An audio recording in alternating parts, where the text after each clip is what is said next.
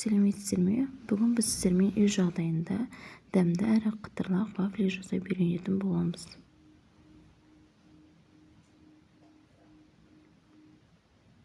Ол үшін бізге осындай тестамыз дайындауға ыдыс дайындап аламыз.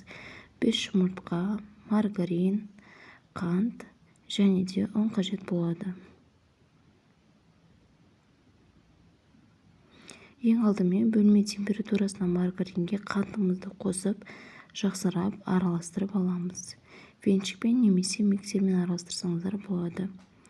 Оларды жақсылап араластырып алған соң жұмыртқамызды қосамыз. Бәрін жарып алғаннан кейін жақсылап миксермен ергенше араластырып аламыз. Бәрін бірге жақсылап араластырып, қантымыз толықтай ергеннен кейін ұнымызды салып, тестамызды жасауды жалғастырамыз. Осындай сұйықтықта тестамыз дайын болғаннан кейін оны пісіруге дайындаймыз. Егер өзгеше дәм болғанын қаласаңыздар, ванилин немесе корица қоссаңыздар болады.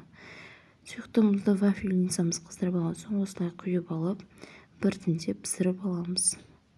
Вафельдеріңіз қалауларыңызша трубочка немесе розочка етіп орасаңыздар болады.